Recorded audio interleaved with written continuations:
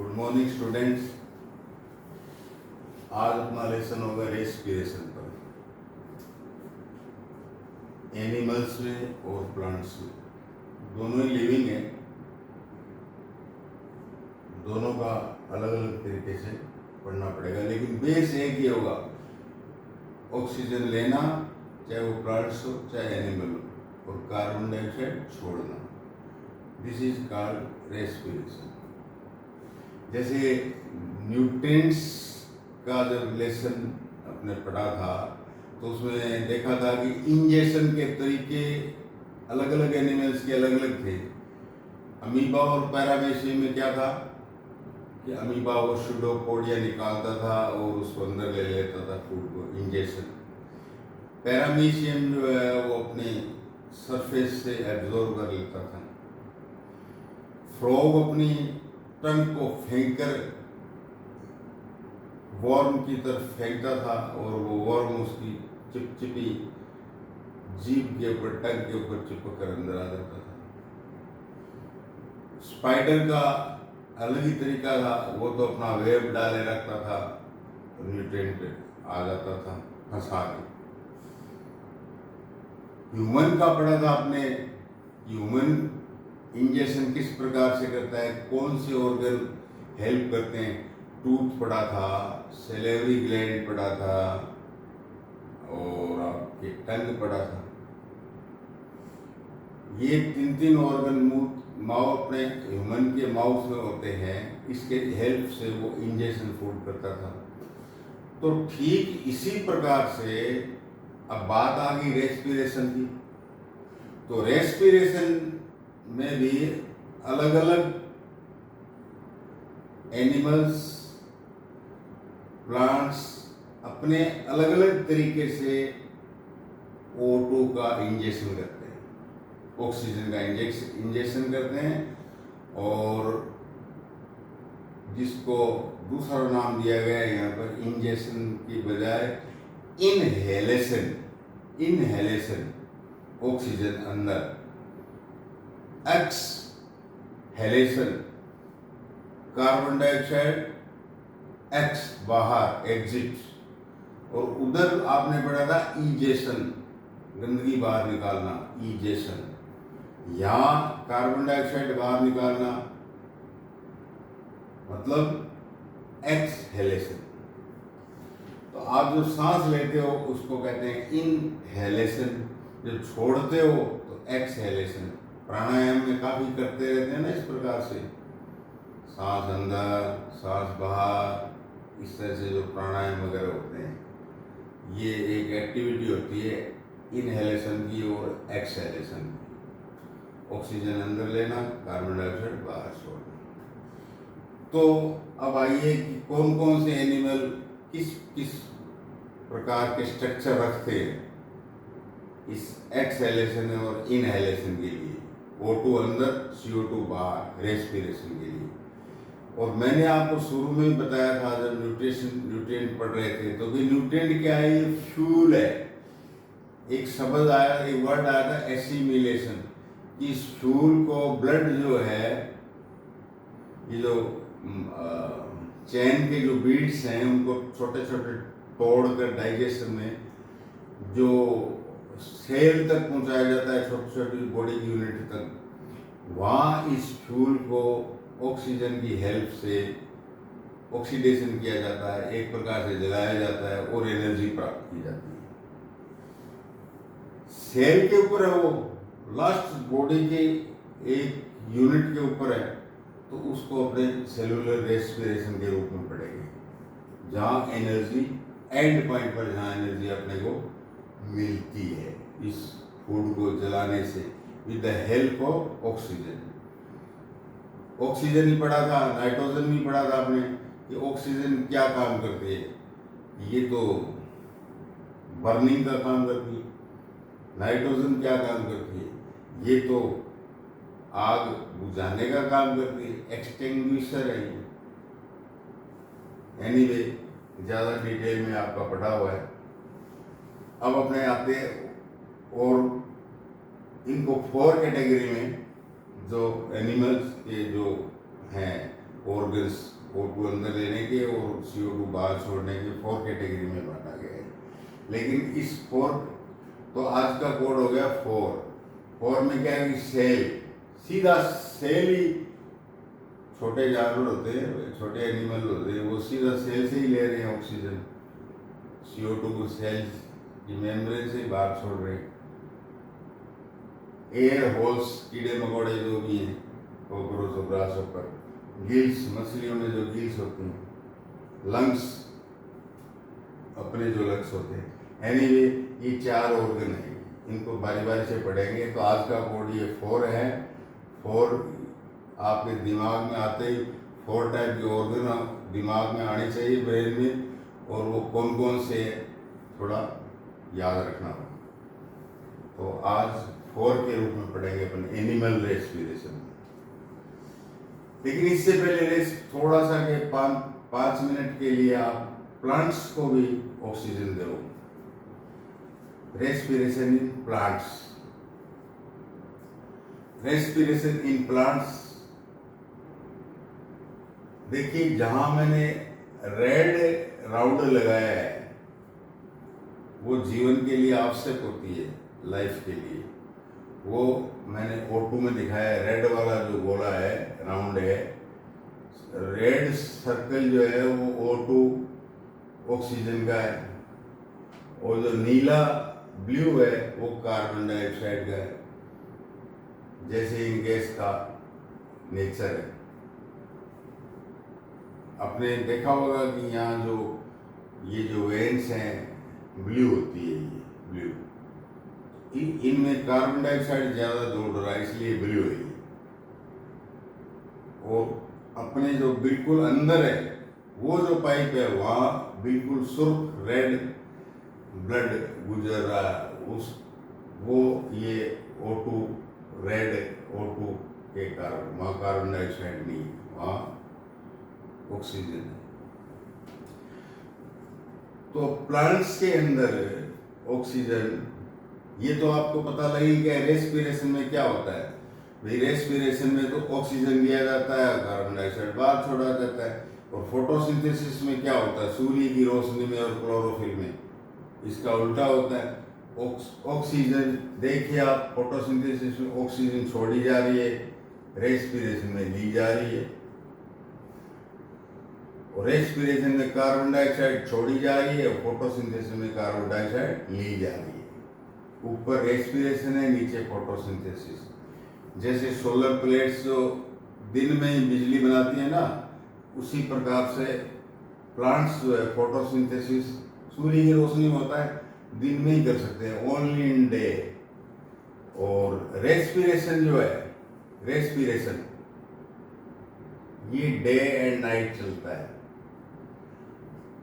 हालांकि डे में कम होता है रेस्पिरेशन, डे में अपने तो 24 आवर एक सा ही रेस्पिरेशन चलता है। प्लांट्स में क्या है कि थोड़ा सा दिन में मामूली चलता है, धीमा हो जाता है, क्योंकि ऑक्सीजन उल्टा बाहर फेंक रहे होते हैं, इसलिए। ऑर्गन्स क्या है इनके, जैसे इधर क्या है कि 4 प्रकार के ऑर्गन्स एनिमल्स में पढ़ेंगे, वैसे उधर ऑर्गन्स क्या है। आपको एक्सचेंज ऑफ गैसेज में प्लांट्स में बताया था, स्टोमेटा, जो लीफ होती है इसके ऊपर छोटे छोटे छेद होते हैं, उनका मुंह होता है, माउथ होता है, उस माउथ का नाम है स्टोमेटा। पोर्स, और उन माउथ को, जैसे अपने माउथ को कंट्रोल होल्ड रखते हैं, उसी प्रकार से स्टोमेटा के पोर को बड़ा करना, छोटा करना, ये गार्ड सेल्स होती हैं, वो रखती हैं, ये पड़ा हुआ आपको। तो उसके द्वारा गैसेज एक्सचेंज होते रहते हैं, कार्बन डाइऑक्साइड अंदर, ऑक्सीजन बाहर। फोटोसिंथेसिस है तो रेस्पिरेशन है तो इसी से कार्बन डाइऑक्साइड अंदर, रेस्पिरेशन है तो कार्बन डाइऑक्साइड बाहर, ऑक्सीजन अंदर। अब आपने देखा होगा कई बार वाटर जो खेती वगैरह करते हैं और करते हैं, तो जड़ों के अंदर रूट्स भी रेस्पिरेशन करती है ना। तो रूट्स में क्या है, पानी को आप ज़्यादा खड़ा नहीं रखने देते, कहते हो वाटर लॉगिंग होगी, प्लांट से गिर जाएगा, नष्ट हो जाएगा, खराब हो जाएगा, क्योंकि सांस नहीं ले रहा है। जो एयर की जगह है वहाँ तो वाटर भर गया है।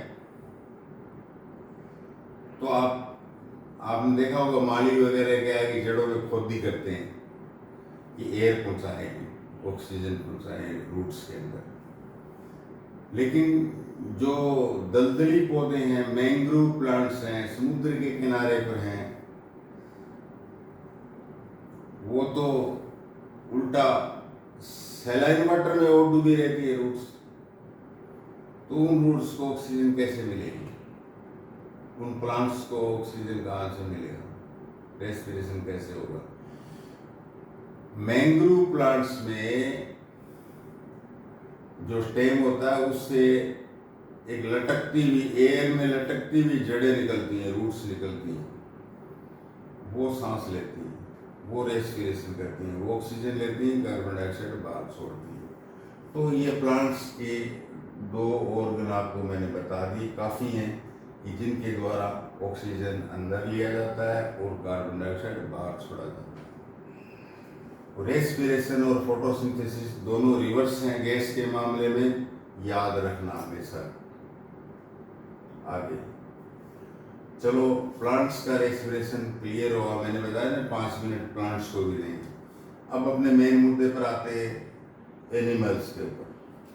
4 टाइप के ऑर्गन्स मैं आपको पहले ही बता चुका हूं। मैं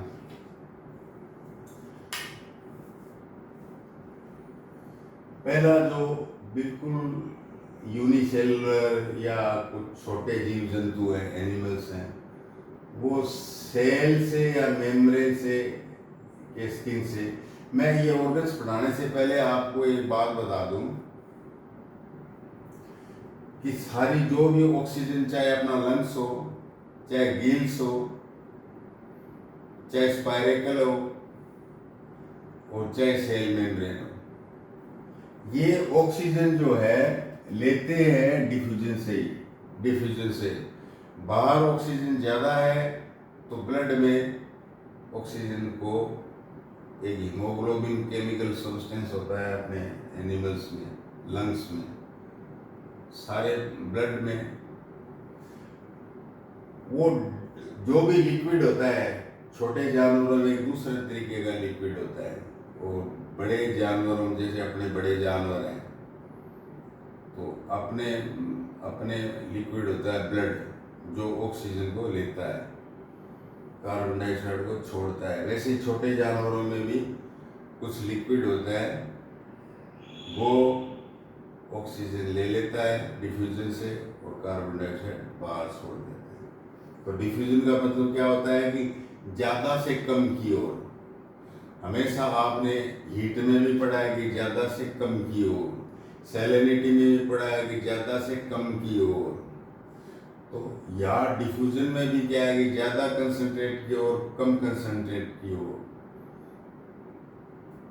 तो सेल में ऑक्सीजन कम है, बाहर ज़्यादा है, डिफ्यूजन से अंदर चली जाएगी सेल की। लेकिन इसके बीच में क्या है कि एक्सचेंज जब हो बॉडी के लिक्विड का और बाहर की ऑक्सीजन का, जब कांटेक्ट हो तो बिल्कुल मामूली, बिल्कुल ही थिन लेयर होनी चाहिए बीच में, तब तो डिफ्यूजन होगा, वरना नहीं होगा, फिर तो सांस ही नहीं आ पाएगा।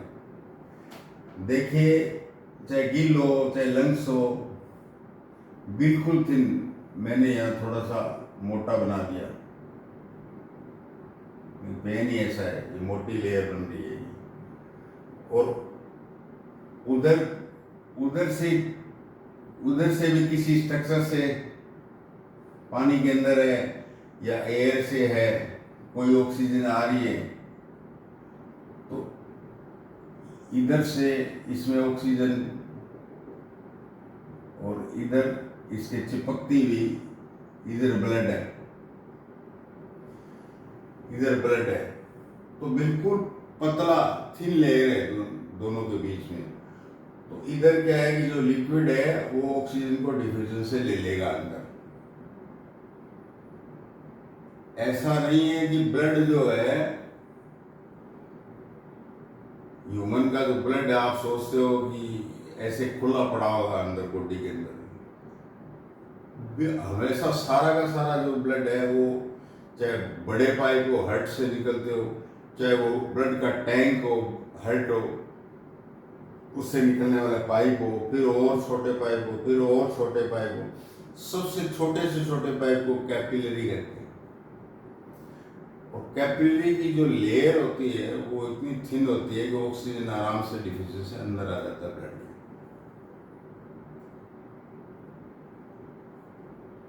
तो आप पूछोगे तो इसका मतलब ब्लड तो फिर अपने तो बड़े पाइप और छोटे पाइप और भी 20 तो कहीं है ही नहीं।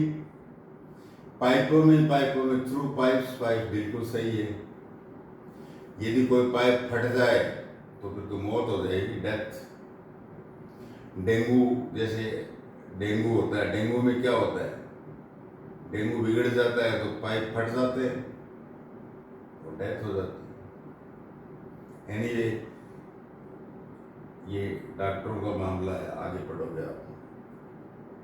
अपने तो ये देखना कि बिल्कुल थिन लेयर होती है और डिफ्यूजन से ऑक्सीजन अंदर आ जाती है और कार्बन डाइऑक्साइड बाहर निकल जाती है, बस इतना काफी है। तो ऐसे ही अमीबा की जो सेल मेम्ब्रेन है वो ऑक्सीजन अंदर लेती है, ऐसे ही पैरामीशियम की और कार्बन डाइऑक्साइड बाहर छोड़ती है। अर्थवर्म जो केंचुआ है वो भी स्किन से सांस लेता है, नमी के अंदर पड़ा रहता है केंचुआ, वेटनेस में पड़ा रहता है और वहाँ उसकी स्किन जो नमी रहती है वो पानी से घुल के अंदर केंचुआ जो है एब्जॉर्ब कर लेता है, कार्बन डाइऑक्साइड बाहर छोड़ देता है। तो एक ऑर्गन तो आपने पढ़ लिया, through cell membrane, oxygen inhalation through cell membrane और स्किन, इसका एग्जाम्पल भी पढ़ लिया आपने। दूसरा एयर होल्स। एयर होल्स में क्या है कि जो जैसे कॉकरोच को लिया आपने, उसके राइट साइड में उसके लेफ्ट साइड में छोटे छोटे होल होते हैं, उनको स्पाइरेकल कहते हैं, उसमें ऑक्सीजन जाती है उन होल्स में। और वो होल्स जो है सारे के सारे ये होल्स हैं उसके कॉकरोच के इस तरह से, और सारे के सारे एक इधर पाइप में खुलते हैं। ये पाइप जो है ये कहलाता है ट्रेकिया, और फिर ये पाइप जो है वो सारे उसके कॉकरोच की बॉडी में इस तरह से और एक जाल बिछा लेता है, यानी छोटे ट्रेकिया। अब मैं आगे जो छोटी चीज होगी उस पे आगे ओल्स लगाऊंगा, जैसे इसमें ओल्स लगाए ना, ट्रेकियोल्स, बड़ा पाइप ट्रेकिया एयर का और छोटे छोटे पाइप एयर के ट्रेकियोल्स। सारी बॉडी में ऑक्सीजन घुल जाती है और कार्बन डाइऑक्साइड बाहर निकल जाती है। कॉकरोच है, ग्रास हॉपर है।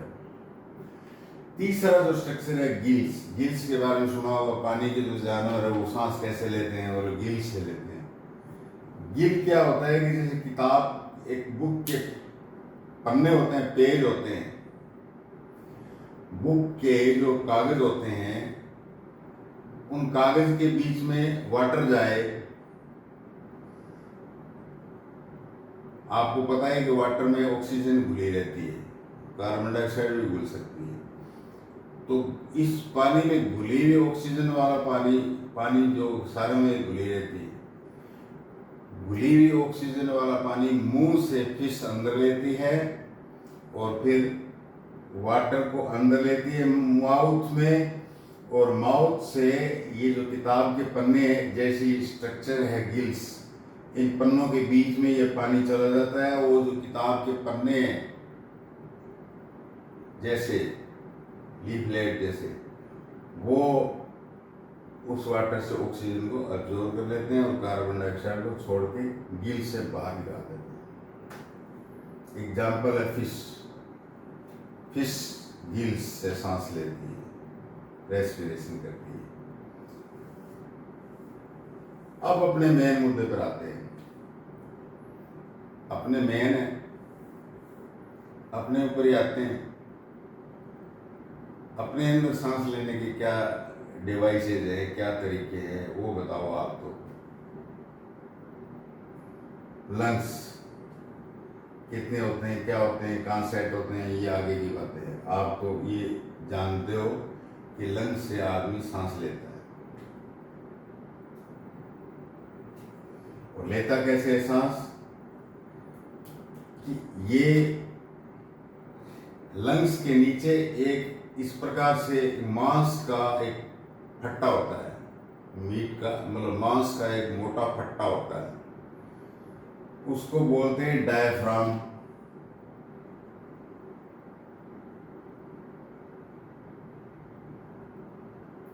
डायफ्राम देखिए, जब डायफ्राम इस पोजीशन में होगा, इस पोजीशन में होगा, तो ऊपर जो है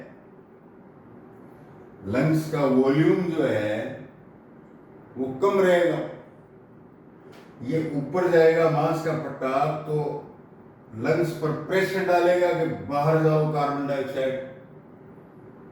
अपने कहते हैं, योगी कहते हैं, प्राणायाम कहते हैं, सांस बाहर छोड़ो तो पट्टा ऊपर आता है, वॉल्यूम कम कर देता है, प्रेशर डालता है फेफड़ों पर, और प्रेशर से कार्बन डाइऑक्साइड एक्सहेल हो जाती है, बाहर आती है।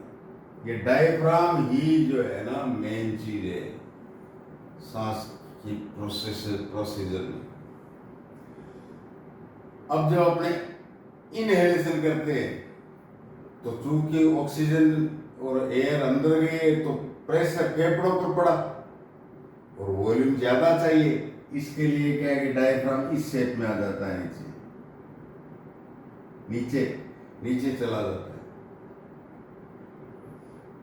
तो कुछ देखा होगा, कुछ लोग प्राणायाम आपके पेरेंट्स वगैरह कभी करते हैं, तो इस तरह से करते रहते ना, ये डायफ्राम को ऊंचा नीचा करते हैं, वॉल्यूम को फेफड़ों के अंदर जो है ना, लंग्स के अंदर कम और ज्यादा करते रहते हैं। कपालभाति प्राणायाम करो, आपके पेरेंट्स करते होंगे, ध्यान से देखना, ये डायफ्राम का खेल है। डायफ्राम का सीधे ही अपने अंदर वॉल्यूम को कम भी ज्यादा कैसे किया जा सकता है, डायफ्राम से करते हैं अपने लोग।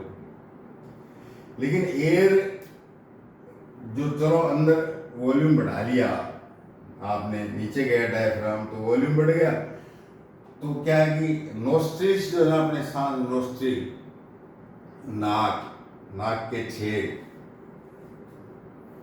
नाक के छेद से अंदर जा रही है एयर, ऑक्सीजन।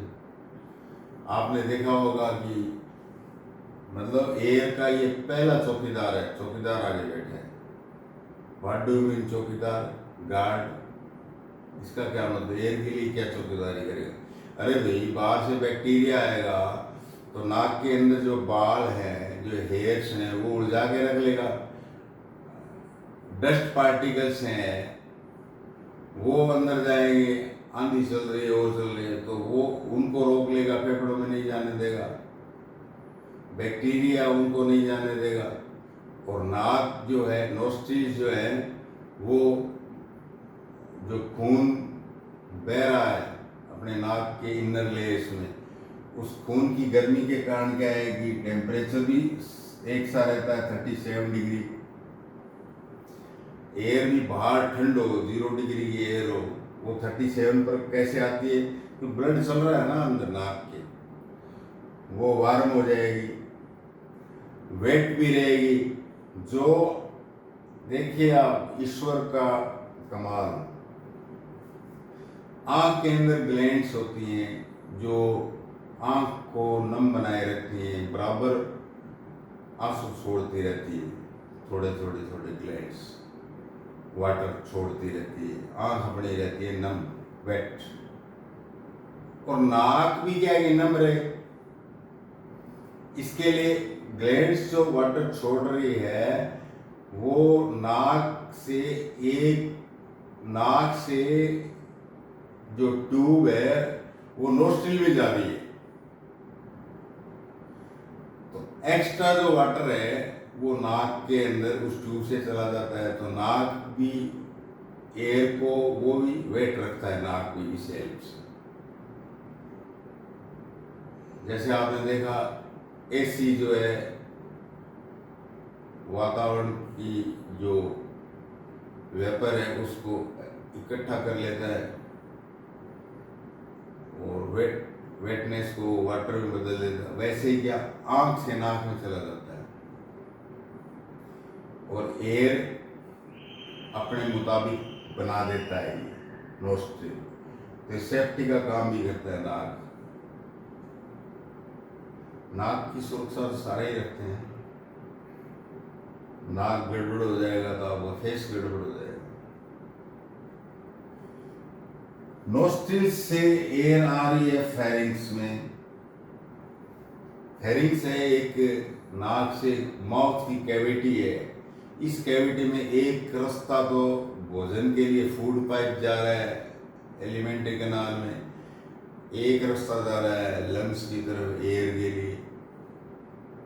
ये ईश्वर के बनाए हुए स्ट्रक्चर्स हैं, वो देख रहे हो आप, समझ रहे हो। अब फेरिंग्स क्या करेगा,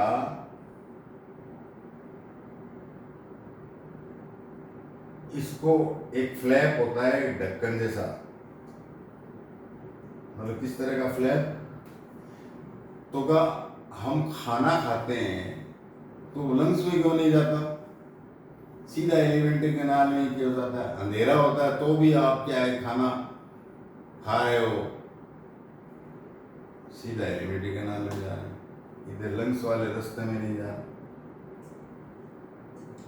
जबकि दोनों पाइप फेरिंग्स में, इधर फेरिंग्स में जहाँ लंग्स का पाइप शुरू होता है वही क्या है कि एपिग्लोटिस होता है, एक फ्लैप होता है।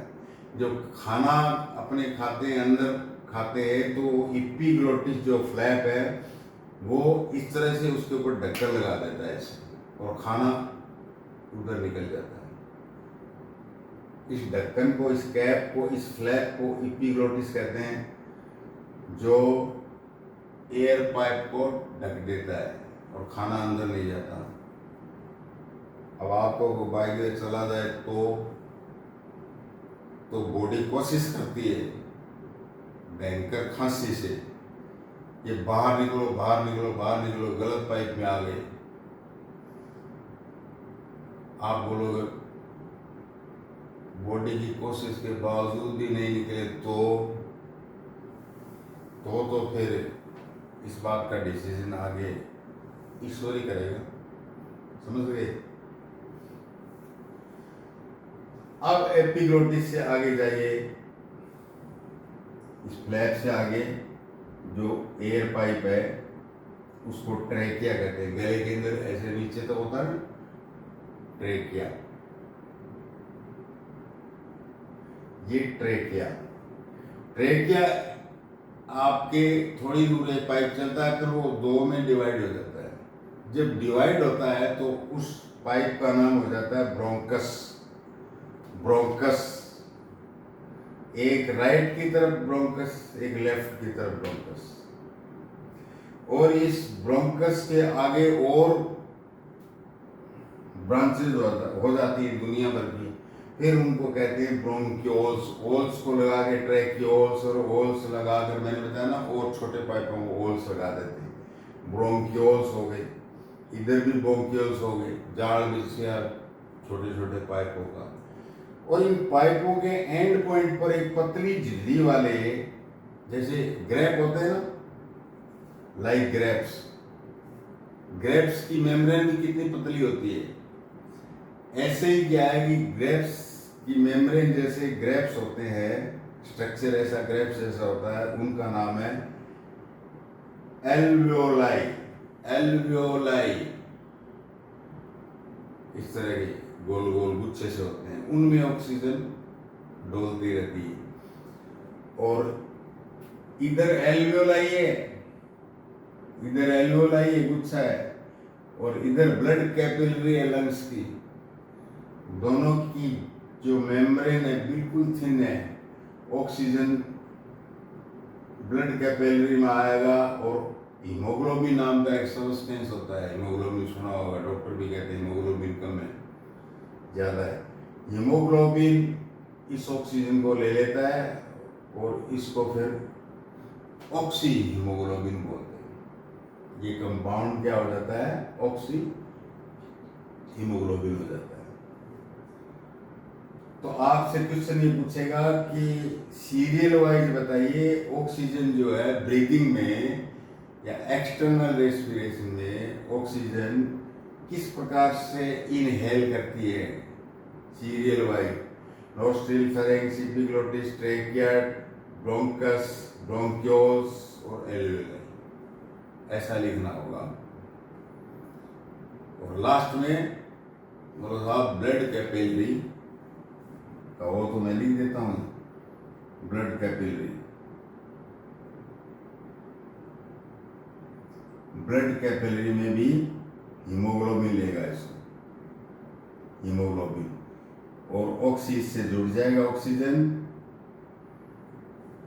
ऑक्सीजन हीमोग्लोबिन की गाड़ी में बैठ जाएगा, स्टेशन पर हीमोग्लोबिन लेने आ गया इसको, ऑक्सीजन को, और ये हीमोग्लोबिन की गाड़ी में बैठ के ऑक्सी हीमोग्लोबिन, अब गाड़ी चलने वाली है, अब गाड़ी चलने वाली है।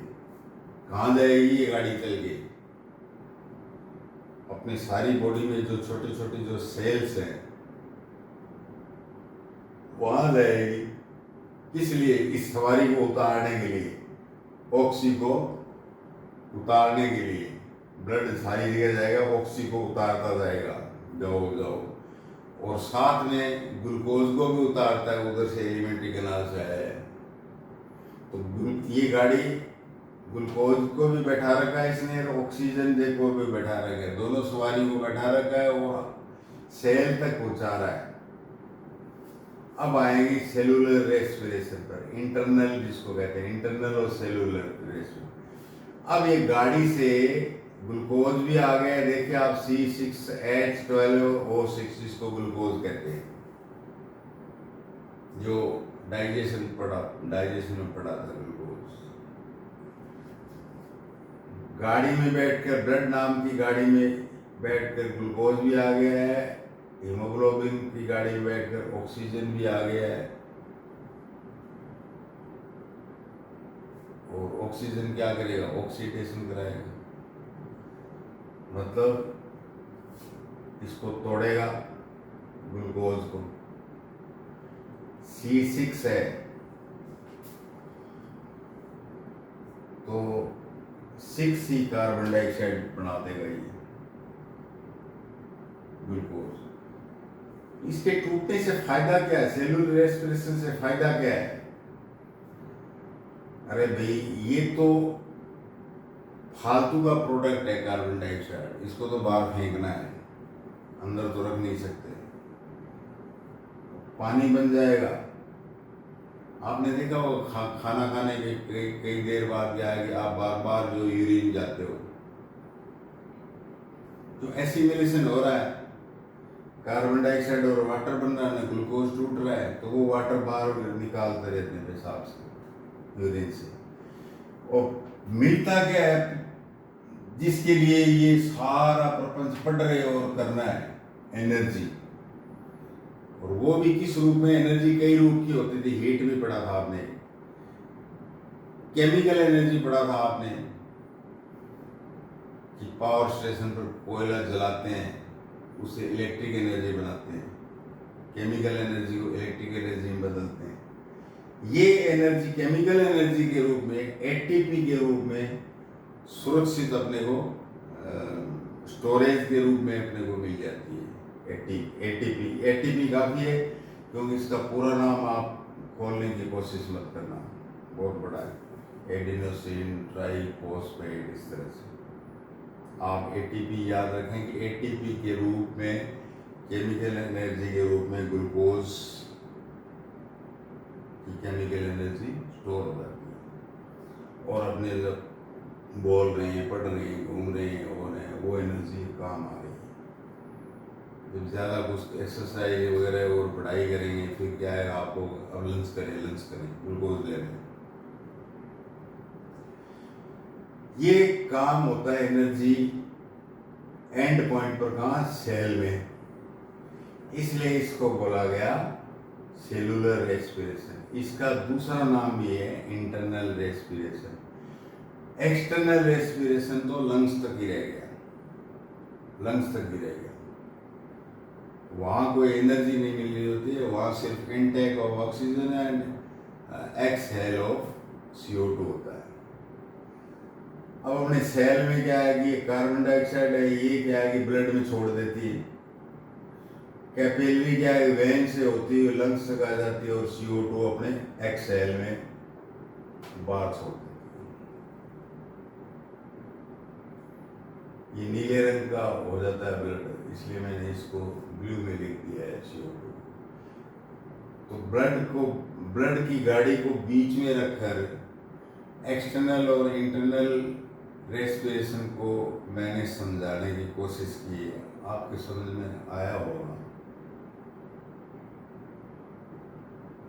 शॉर्ट के अंदर सारा जो रेस्पिरेशन आप जो है, मतलब विद इन 10 मिनट आप थोड़ा सा ध्यान रखो तो सारा रेस्पिरेशन समझ में आ सकता है।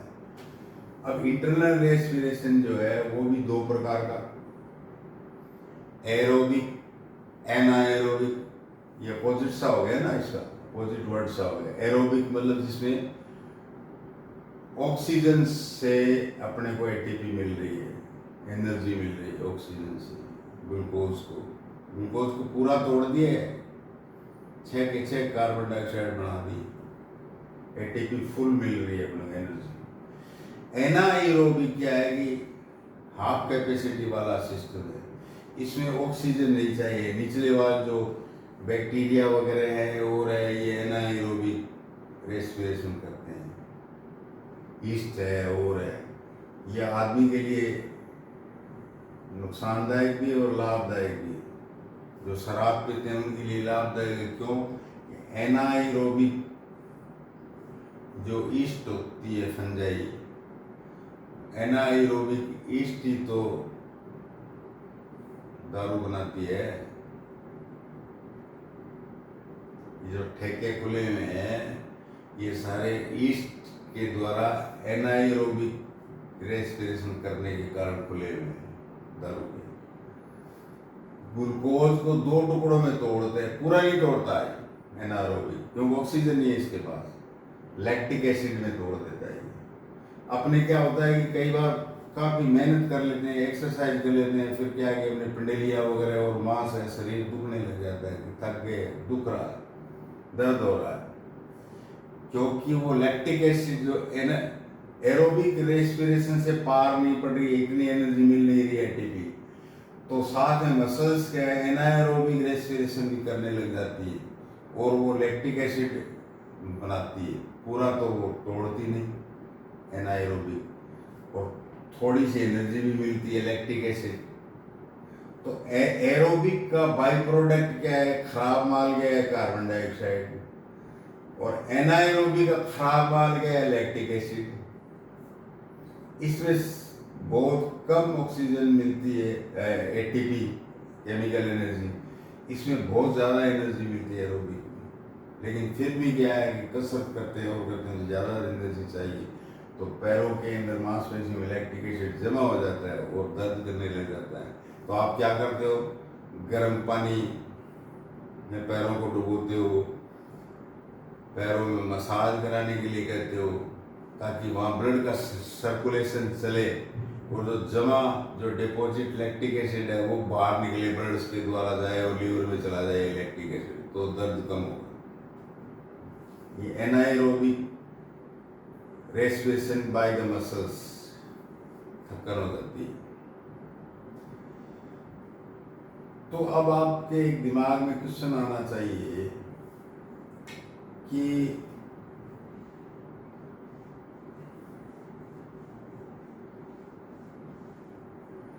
ये तो ऐसा ही गया ना, जो ऑक्सीजन जला रही है ग्लूकोज को, एनर्जी मिल रही है, तो ये तो कंबस्शन हो गया, ये तो जलना हो गया, कंबस्शन हो गया। तो what is the difference between respiration और कंबस्शन?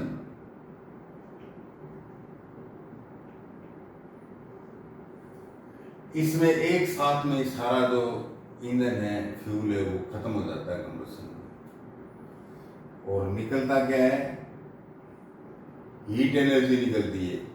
यहाँ रेस्पिरेशन में केमिकल एनर्जी निकल रही है, एटीपी। कंबस्शन में आप फ्यूल एक साथ जलेगा, उसको रेगुलराइज नहीं कर सकते कि थोड़ा थोड़ा जलाएंगे, ये जलाएंगे, वो जलाएंगे। रेस्पिरेशन में ग्लूकोज को रेगुलराइज किया जाता है। तो ये नहीं कि ग्लूकोज को जलाया जाता है। एनर्जी प्राप्त करने का जो मेथड है उसको रेस्पिरेशन कहते हैं। और जो अपने लंग्स के अंदर जो ग्रेप्स हैं वो कितने होने चाहिए? ज़्यादा से ज़्यादा ऑक्सीजन लेनी होती है अपने को। ऑक्सीजन को डिफ्यूजन से लेना है ना, फटाफट। तो जो मैंने ओल्स बताए, ओल्स के बाद में एल्वेओलाई बताई थी, ये ग्रेप्स लाइक होते हैं। ये 300 से लेकर 800 मिलियन तक होते हैं। मतलब कम से कम इनको ग्रेप्स को फैला लें, एक ग्रेप्स को फैला लें और उसका एरिया नापें, मैथ्स में जाकर उसका एरिया नापें, तो कम से कम मिनिमम जो है 1 किलोमीटर का, 1 स्क्वायर किलोमीटर का एरिया ये एल्वेओलाई जो ग्रेप्स हैं वो दे देंगे। आपको तो इतना ही देखना है एवरेज कितने एल्वेओलाई होते हैं। मैं समझता हूँ कि अपना इस छोटे से चार्ट से सारा लेसन कवर हो गया होगा, और ये सब आप याद रखोगे। 4 टाइप के इनहेलेशन के लिए 4 टाइप के ऑर्गन्स बना रखे हैं एनिमल्स में, वो कोड है अपना, वो बता दिया। इसके बाद अपने आगे का लेसन लेंगे। ओके।